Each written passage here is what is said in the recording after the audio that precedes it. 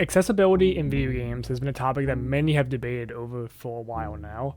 People like to support the idea that all games should be accessible to all kinds of players, while others may believe that doing so can retract from the game's initial experience. Now, keep in mind when I refer to accessibility, I am talking more about learning curves rather than someone having a disability of some kind. I would like to think that most people are in favor of video games finding ways to become more accessible to people with traits such as colorblindness or muscle disabilities and the such. There are many other videos that go into great detail about how developers over the years have made great efforts to making this a reality. However, for this video, I want to focus more on how video games can seem challenging based on what the game expects of you, the player, to be able to do, and take a closer look at why games do this.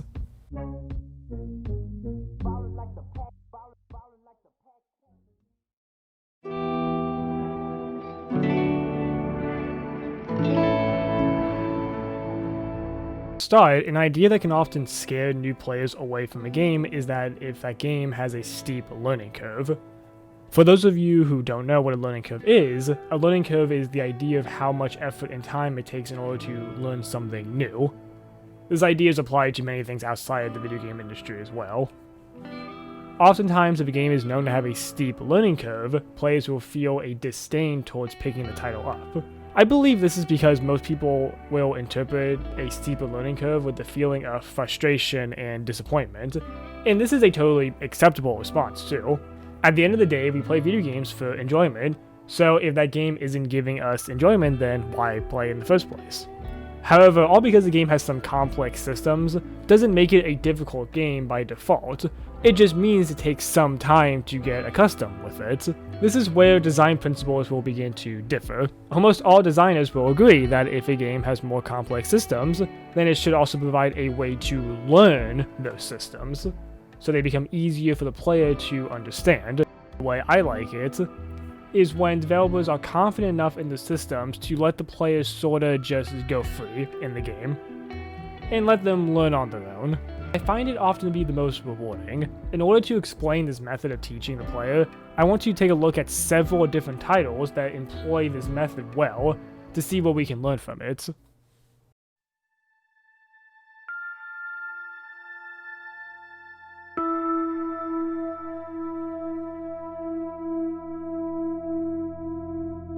By very nature, survival games can only provide minimal assistance for the player, since that would defeat the very nature of learning how to survive in a new environment. I believe this is why open world survival games are known to be easily bad games, rather than good ones, since they start off with a difficult challenge of putting the player in an open world with complex systems, while giving the player a little guide and making the experience enjoyable all at the same time. Now, all because a game doesn't hold a player's hand throughout the game doesn't mean it doesn't have some kind of tutorial to go along with it as well. Take a look at Astroneer, for example, a space sim survival game that comes with a tutorial, and a pretty restrictive one too, at that. The game teaches you basic controls by having you follow a narrow path from one area to another without much room for freedom along the way. The tutorial ends when you build engines for a spacecraft and fly away, but in the actual game, flying off the starting planet is only the beginning. There are many more features and mechanics that the tutorial doesn't even mention, but the devs are hoping by providing you with the basic knowledge of how the game works, you can figure that out on your own. However, as great as Astroneer is, I can imagine it being a bit jarring to new players, going in from a strict tutorial to immediately being let go into an expansive environment. I would actually argue that Astroneer might benefit from the removal of this tutorial and to create a more organic way of teaching the player, but with Steam reviews like that, why would you change anything? For a more natural approach to teaching the player, look towards the game The Forest.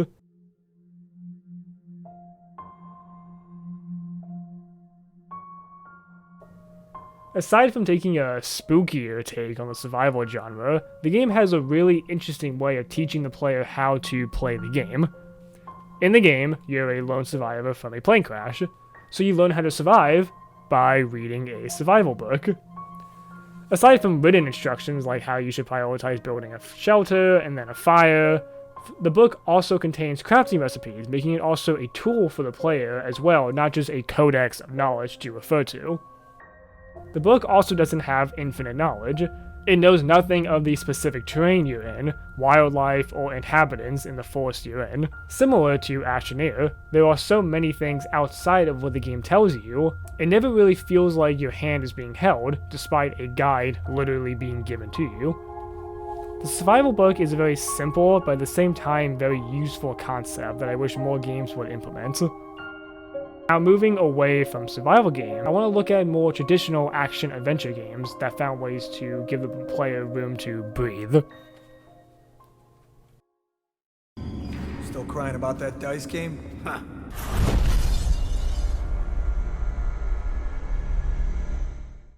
When it comes to giving the player freedom, the first thing that comes to my mind is the Dishonored series. And before I start, I feel the need to be upfront about something. So, Dishonored is one of my favorite game series, of all time. There are just so many things I love about this series, so if I seem a little bit biased going into this, that's why. Anyway, to start, a play-your-way mentality is completely encoded to the DNA of Dishonored. It has been the game's main selling point since the beginning. In order to achieve this, the game is full of many different tools the player can use in order to accomplish their goal. This left the designers with the task of teaching the player these tools so they aren't afraid to use them, but at the same time giving enough space for that player to breathe so they can find creative solutions on their own.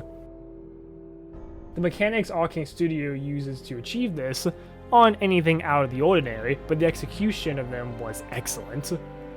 To start, the game employs a pretty basic way of teaching the player. The prologue and the first level are pretty linear, in order to teach the player how the game works in subtle ways. Let's play hide and seek first.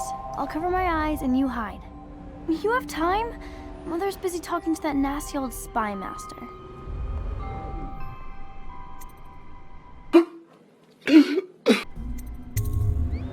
Okay, here we go.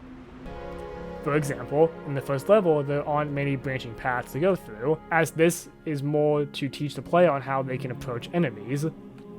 And later on, a scene teaches the player the effect of rat swarms in action. Who know how to do that? Bottle Street Gang, man. What?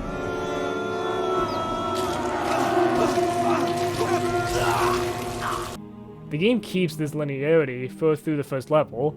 However, in the second level, there is a notable shift in the options the player now has, and it's communicated through a single message. A message that is essentially the designers telling you, the player, that you are now on your own. They give you a few suggestions on how to approach your current situation, but then leave the execution entirely up to you. Dishonored 2 expanded on these ideas further. To start, the game adds a new straight-up tutorial you can play before the game even starts, to fill you in on the basics of the game's control and new tactics that were added since the first game. With this tutorial being done so early, it allows the game to begin giving the player more control much earlier than the first game did. For example, the very first level in the game, you already have a target for you to deal with, and you can deal with him in a number of ways. Your first target is Ramsey, and he's carrying a key that opens your safe room that will allow you to escape. Your goal is to get this key from him, and you have a few different ways on how to do this. You can immediately walk right out and kill him. That's Emily Caldwell! Who is... I'll bring you...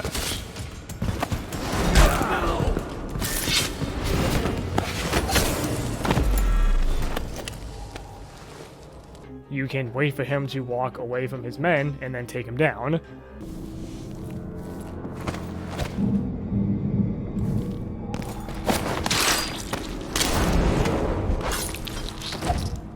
Or you can even let him go all the way into your secret safe room, have the door close behind him, and then kill him. The girl... After this, you head out into the streets, and the level opens up, and you're greeted with that, again, with that familiar play your own way message.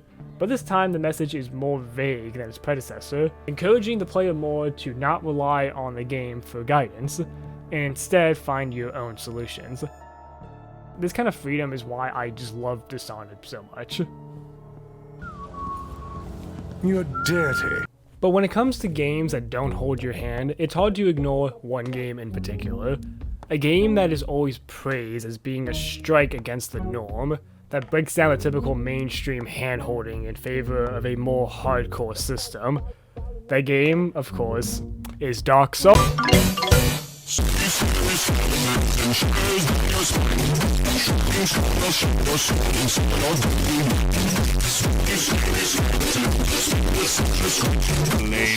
You can't handle my strongest potions.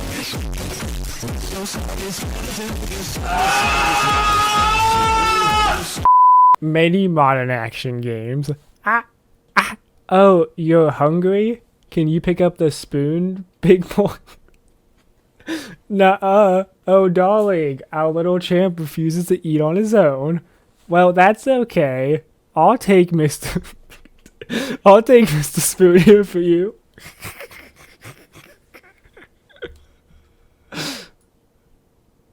Here comes the airplane. Open wide. Ah!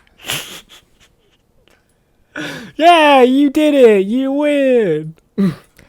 Dark Souls.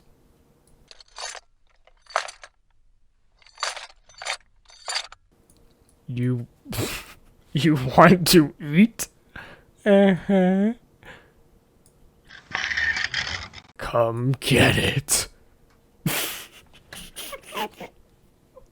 The fuck is this anymore? Actually, you know what? I'm not gonna talk about Dark Souls.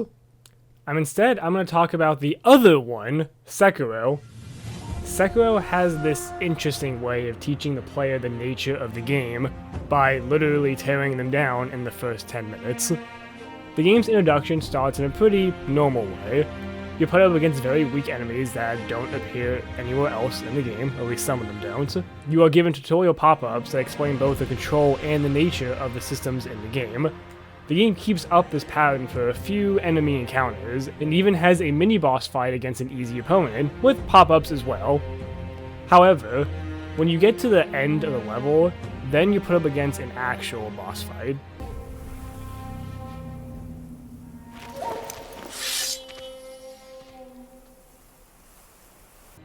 What's funny is that you are supposed to lose this fight, and the game doesn't hide it.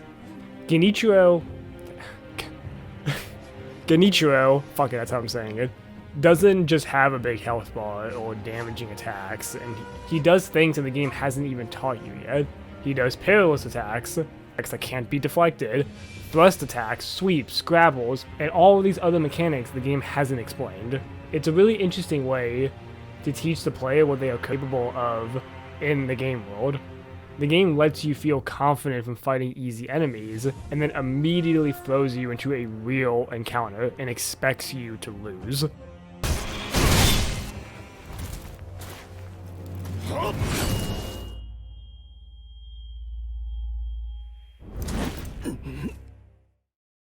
What I really love about this design is there are no invisible barriers to the player. Despite being designed to lose, Genichiro can be defeated at this point, and when you fight him again later, when you're actually supposed to beat him, it's the same fight.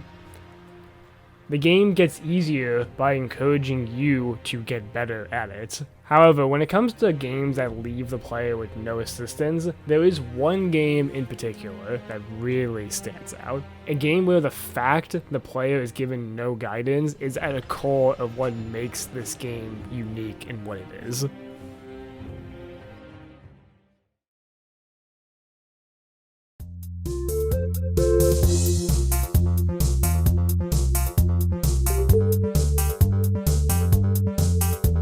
My Summer Car is a weird game.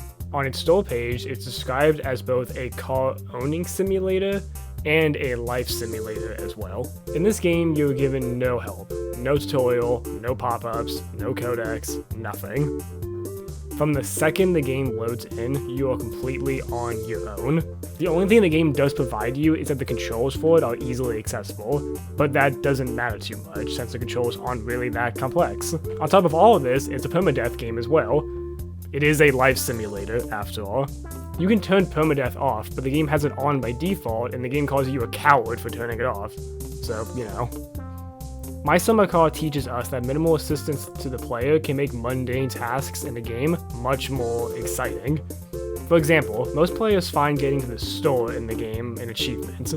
Getting to the store, it feels like an achievement because the game doesn't tell you outright where the store is, what it has, and that you can die multiple different ways just getting there.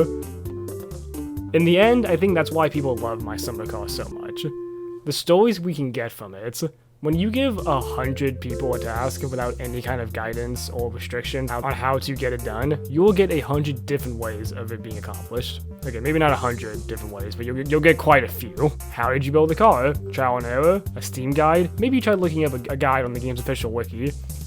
My Summer Car 2, Electric Boogaloo. Oh, this looks reliable.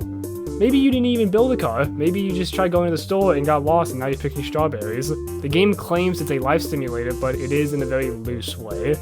I mean, I'm no expert, but I don't think my local Pep Boys has to go to some weird mansion to get new tires for my car. This way of game design does have drawbacks. It can make some things more tedious than it needs to be, and it can make an early game very frustrating, and you could be stuck on trying to accomplish simple goals.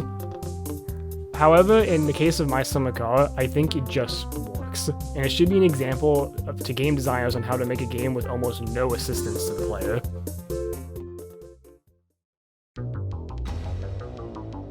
So to recap, not holding a player's hand throughout a game can lead to much more memorable experiences, but can be a gamble to pull off. In order to create an enjoyable experience without directly giving the player assistance requires the developers to have enough confidence in their game to believe that players will enjoy learning it as their own, despite the initial challenge. When this game pays off, we get amazing titles like Dishonored, and when it doesn't, we get crappy survival games. And that's all I really have to contribute to this topic. I might change up the format of these videos soon, so be prepared for that. And then, yeah, and that's all I've got. Thanks for watching.